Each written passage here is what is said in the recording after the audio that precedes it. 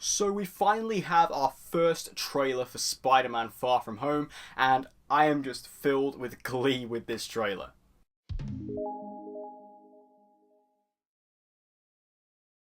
So yes, welcome to my very first trailer review for a film. This is going to be for Spider-Man Far From Home. If you're wondering why I'm not doing a reaction video, it's because it's for two reasons. One, when trailers normally come out, I'm normally in work, so it's not very convenient to do a reaction video. And also, I'm not exactly the most animated person. Like, I'm not going to be throwing my arms about and doing all these amazing facial expressions, because that's just not what happens when I watch trailers. I normally have a massive beaming smile on my face, and that's normally when you can tell I'm having a good time watching a trailer. And that's exactly what I did with Spider-Man Far From Home. So we'd heard a few things about this trailer, given the fact they showed a trailer for Far From Home at a Brazilian Comic-Con. We heard some things, and I believe this trailer is very, very reminiscent to that trailer that they received. We do see that Aunt May is actually supporting of Spider-Man and supporting of her nephew as Spider-Man. I think that's really good. It's a nice relationship to have. We saw that in Spider-Verse, and I think it worked really well there. So the fact they're bringing that over to Far From Home as well is really, really great. I think it's nice just to have that relationship instead of, because in a lot of superhero tales, you normally have the thing where they reveal their identity and then everyone's just like, oh, you shouldn't do this, it's dangerous. I like the fact that Aunt May is actually like, yeah, you should do this, you're a hero, it's really cool. And I like that. I think that's a nice relationship. And we get to see a budding relationship between Aunt May and Happy Hogan, of course played by Jon Favreau, which was also teased. So I think that's really cool that they're actually going to, again, giving Aunt May a new relationship, I actually think is a great idea. Don't have her necessarily hung up on Uncle Ben. I know that sounds horrible, but, allow her to move on. Allow her to, have her grievance, which she's had, and now just allow her to move on and continue with her life with the next relationship, which could be with Happy Hogan.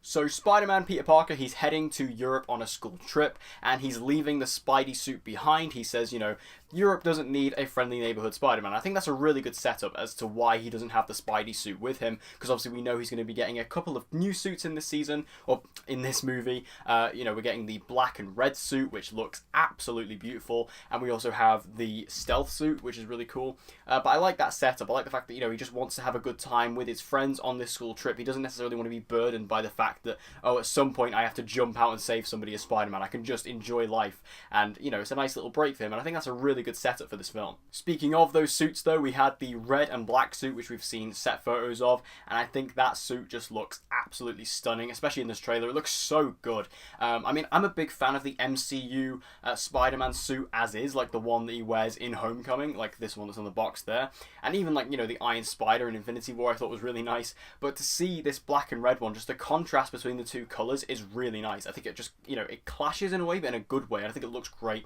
And then we have the stealth suit, which also looks fantastic as well. I'm really excited to see how they use this and how they're going to use this in battle and stuff like that. We've seen like a fight on the Ferris wheel with this in the set photos, so that's going to be nice.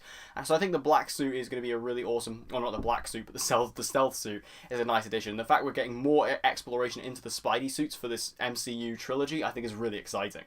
And we have Nick Fury in this movie. Samuel Jackson as Nick Fury is the one who's going to be recruiting Peter onto this mission, and I think that's a really cool concept just to bring Nick Fury back. Nick Fury is going to be massive this year in the MCU. He's going to be showing up as a younger version of himself in Captain Marvel. We will likely see him in Avengers Endgame in the back half of the film, and he's also in Far From Home. So I think that's really awesome, the fact that, they're really bringing back Nick Fury, because Nick Fury hasn't been around in the MCU for quite some time. The last time we've properly seen him, I believe, was Age of Ultron, so he really hasn't been around for quite some time, and he's a tie to like the original MCU film. So I think it's really nice that they're bringing him back and making him relevant for these last couple of films in Phase 3, and in this case, the first film of Phase 4.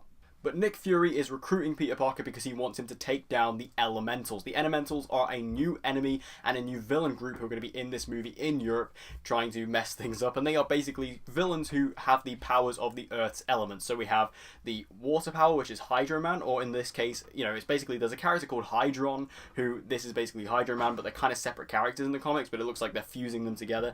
But then you also have Magnum, who is fire, and then you have, Magnum is Earth, and then you have Hellfire, who is fire, and Zephyr, who is the only female member of the group, who is the Master of Wind. So we have all these villains, these elementals, and we do get to see them in the trailer. We get to see a couple of them, and they look great. I mean, we knew Hydra Man was in this movie, but we get to see glimpses of the other ones as well. So it's really nice just to see these new villains, because that's one thing I love about these Spider-Man films. One of the reasons I loved Homecoming so much. Like, Homecoming is my favourite film in the MCU, if you don't know.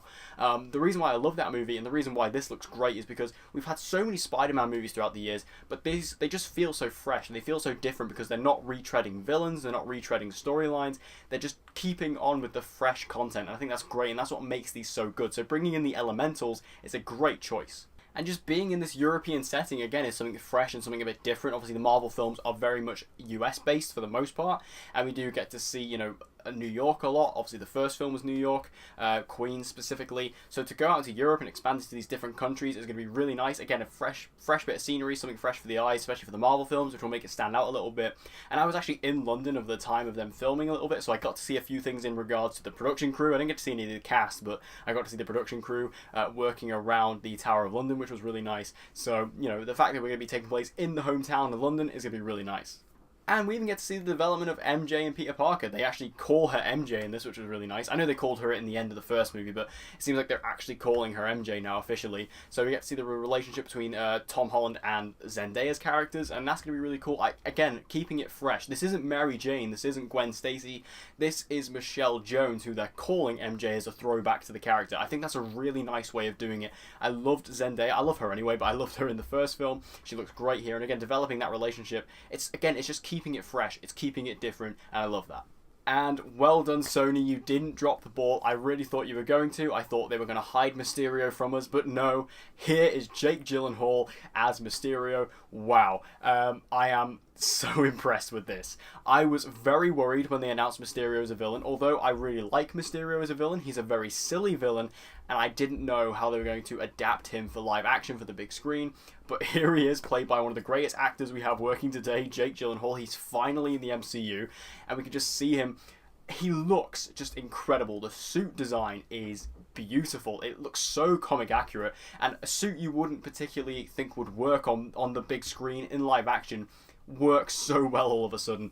And he even has the fishbowl. We can see him zipping around, and what I really like as well is that he doesn't seem to be a straight up villain, at least not what we can see here. He seems to be maybe doing the hero of his own story thing, or maybe this is all manipulated by him. Like, we don't really know what's going on with Mysterio just yet. We just get this one teaser of him showing up and fighting Hydra Man, so we don't actually know what he's doing, what his place is, or how he fits into the story.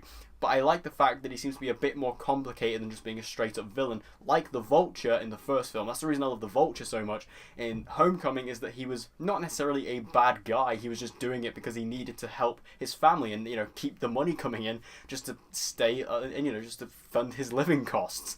And maybe Mysterio has something in his own right going on, which is really exciting. But I have to say, I was very skeptical. I was very scared about Mysterio, but I am so impressed. Overall, I loved this trailer. It's just had me beaming from ear to ear watching this today. I was just so happy about it. Like I say, Homecoming is my favourite MCU film, and this looks like the perfect sequel I was waiting for. I'm so happy they got John Watts back to direct this, because he did such a great job with the first one, just capturing that vibe.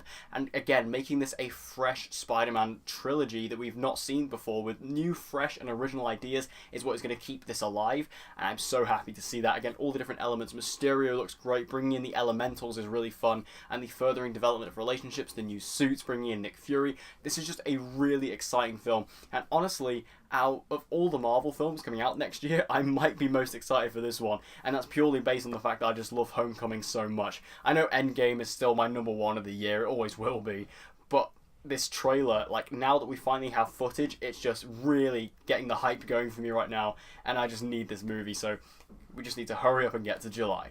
So thank you guys for watching. I hope you enjoyed this video. If you did, please give it a like. It'll help me out a lot. And share this video with anyone and everyone you know who loves Spider-Man and loves the MCU and just loves films in general, and bring them here. They'll be in the right place. And if you want to see more movie reviews and movie-like videos from me, be sure to subscribe. And I hope to see you guys again in my next video.